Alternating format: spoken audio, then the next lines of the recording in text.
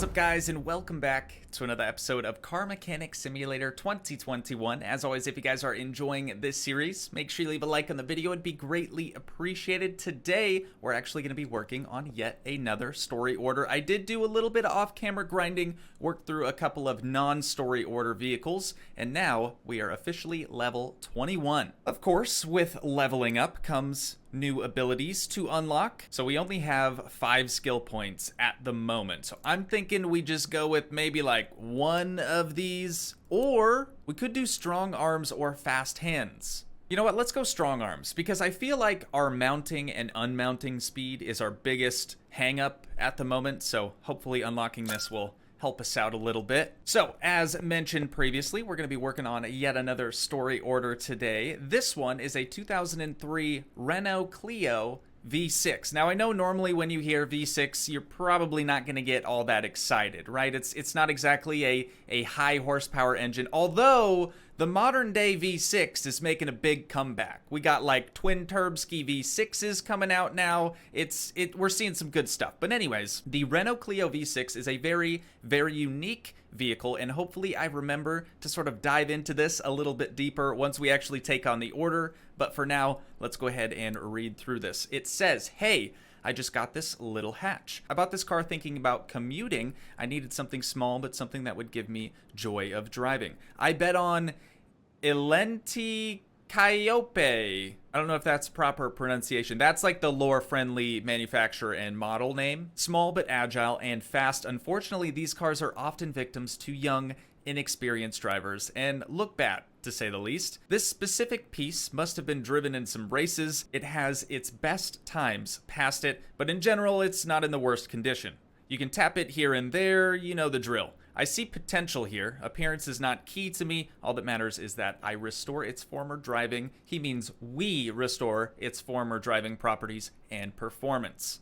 Good luck. Repair and replace body panels, change the oil, and other tasks. All right, dude, let's go ahead and take her on. 2003 Renault Clio V6. It is very dusty. Oh my God, is it dusty? We're going to bring this over to the car wash straight away.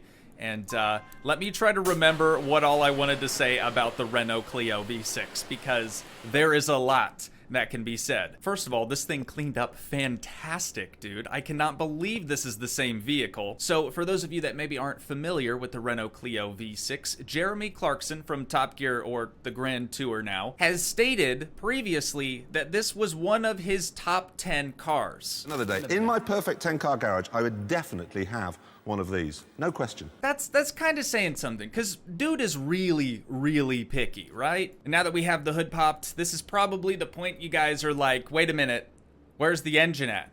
You popped the hood, why is there no engine underneath the hood? No, the engine's not missing. It does exist.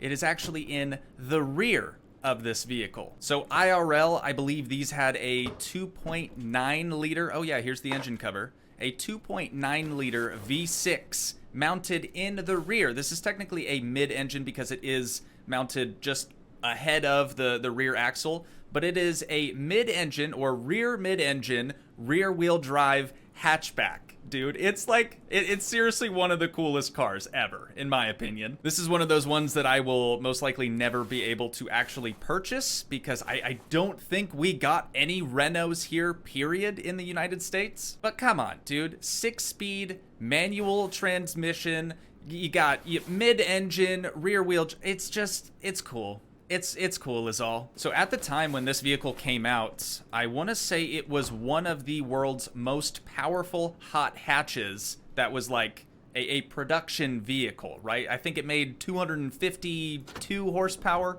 or something along those lines.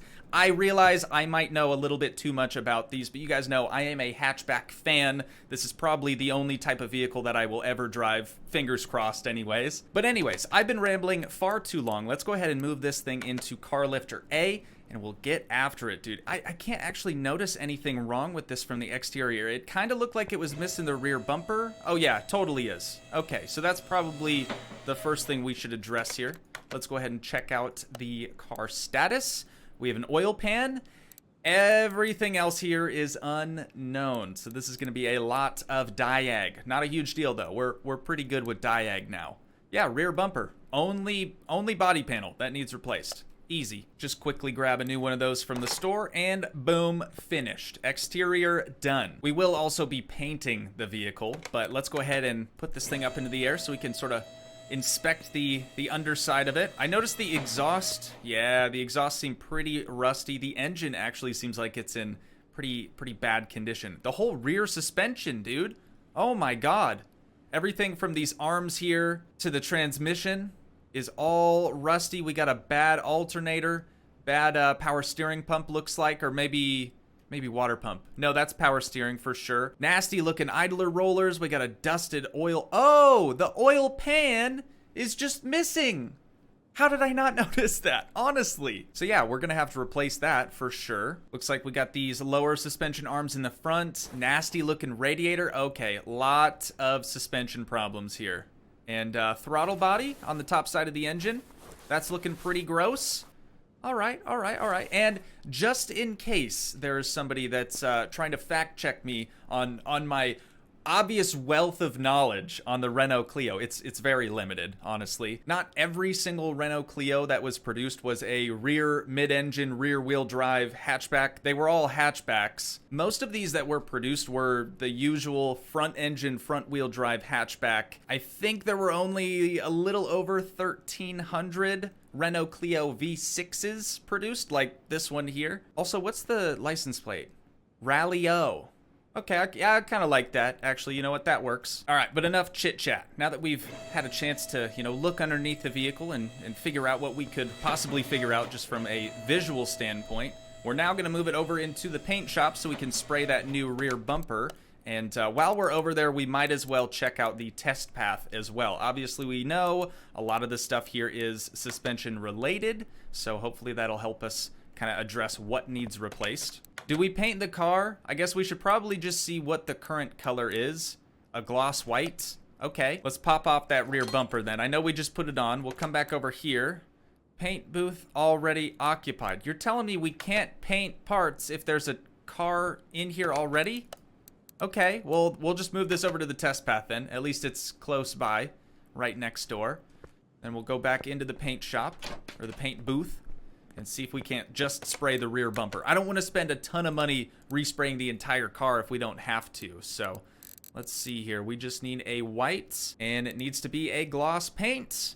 Perfect. 100 credits rather than 1,000. I feel like that was one of the better ideas that we've had so far. Get this thing mounted back up. See if the paint matches. Looks pretty close. White is one of the hardest, believe it or not, the hardest paint colors to actually match. For whatever reason, I'm not a painter. That's just what I've heard from my friends that are. So now that we got this thing over here, whoops, that's the wrong machine. We gotta use the, oh, there's no engine oil. Right.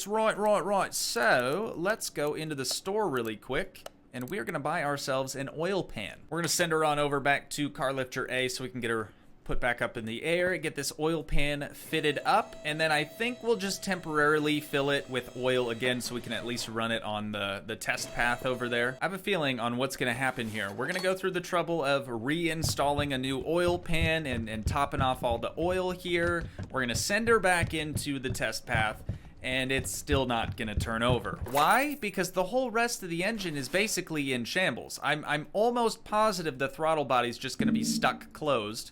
I can't imagine that rusty thing's gonna be opening it up, but it's just one of those things, like, you don't know until you try. Yep, and there it is. The engine can't be started. Surprise, surprise. Bring her back into the shop, and we're just gonna go through with the examination tool first, and then next we'll go through with all of our different, diagnostic tools that we have available.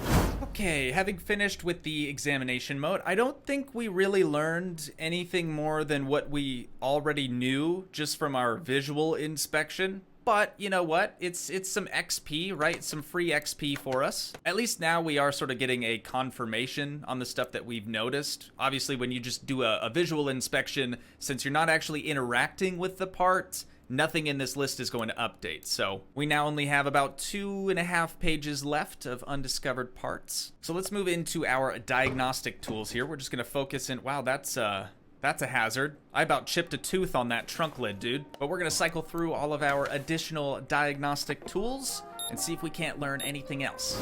Since we're still unable to actually turn the vehicle over, we can't use the compression tester, and we also can't use the fuel pressure tester, but that's not a big deal. What I think we're just gonna go ahead and do next is actually start a nice little disassembly time lapse, getting everything torn down off the vehicle. We may even reinstall everything, just depends on how things go.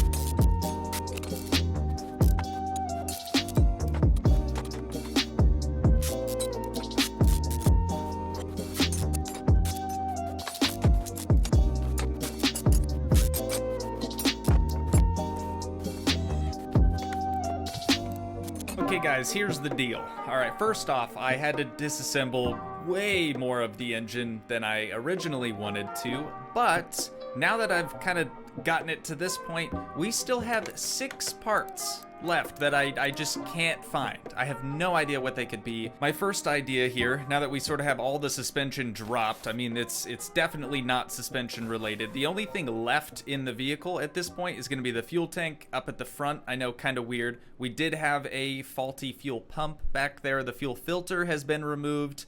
Granted, we did check all of this with our diagnostic tools. The only thing that I can think of that it could possibly be at this point is going to be piston rings. Since it's a V6 and we have 6 things left over, those are kind of like tucked away. You can't really get to them unless you remove the piston. So we're going to come down here, remove all 6 of these rod caps, pull each piston out, and hopefully we end up finding what we want to find, or what we hope to find anyways. Let's just start with this first one. If one of them is faulty, odds are the other 5 are too. That's just kind of how this game works. But let's see. Should be this piston right here. Let's pull her on out. There it is, baby! All right, so we're going to do all piston rings then on this engine as well. But I think we're ready to get this thing reassembled. First, I do want to see if there's anything at all that we took off that actually needs to be replaced that we can repair first. None of this so far. No, that's upper. It was just the lower arms. Okay, nothing throughout here. Radiator fan housing. That's something at least. Let's see if we can get her. Oh, no, that was bad, dude. That was real bad. Yeah, all this other stuff, that was the only thing. Yikes. All right, well, looks like we're buying all brand new everything, which is to be expected. You know, it's an older vehicle. So let's get right back to the time lapse.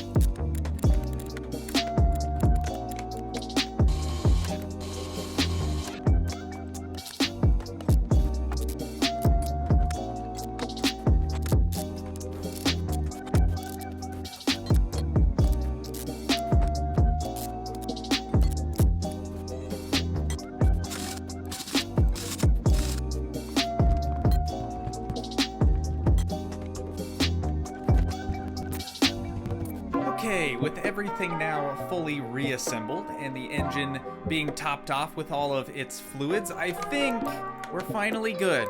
Oh, sweet Jesus. You guys, this one actually took a long time, a lot longer than I thought. That's mainly because we weren't able to put it on the test path right away, and most of the issues here were suspension related, minus a few little things that needed done to the engine. But this job has actually been a lot of fun, and I cannot wait until we're actually able to purchase our very own Renault Clio V6, because I think that this thing would be an absolute ripper. out on the streets. I would actually take this vehicle out on a little test drive, but I don't want to be known as the shop that takes customer vehicles out for joyrides, right? That just doesn't sit well with me. So I think we are finally ready. Actually, no, we're not. I almost got rid of the job before I took a thumbnail of this thing, so give me a moment. All right, hopefully I was able to get a few decent shots of that. I did actually remove the engine cover in the trunk just because I feel like that's like the coolest part about this vehicle. Just the fact that, yeah, it's a hatchback. It's not the most practical thing because it is really just a two-seater hatchback, when in reality, they were supposed to be like a grocery getter type vehicle. You know, you're supposed to have more space in the trunk. This one kind of flipped the script a little bit for hatchbacks all around the world. But we are finally ready now to let this thing go back to its original owner. Now that we've repaired everything for him, we're down to 47,000. Let's see what we end up making here. 12 G's, dude. We got 12 G's for working on, honestly, a pretty dope car. But now, of course, we do have all of these miscellaneous parts that we can't actually use for anything in our inventory. So I'm going to bring these over to our scrap bin, our scrap container, or salvage container is what it's called. And I'm just going to go through real quick, and we'll try for the big bonus. But again, if we don't get it, not the end of the world. We'll just keep on trucking. All right, we are now up to 3,025 total scrap points. We're gonna need quite a bit if we want the ability to hopefully make a 3-star engine at some point down the line. I'm not saying we're doing this thing tomorrow, but yeah, we're gonna need quite a few more before we are able to have that happen. The last thing we're gonna do today is, of course, open up our new case. Now that we've finished that story order, we're gonna do the center one. New barn map, love that. And the far left, some bonus credits. You can't beat it. Well, you could, but that would be weird. Nonetheless, I think that's where we're gonna wind down this episode at for today. Once again, if you guys did enjoy, please leave a like, leave a comment, help support the dream by smashing that subscribe button, and I will see you in the next one. Thanks so much for watching, guys. Peace.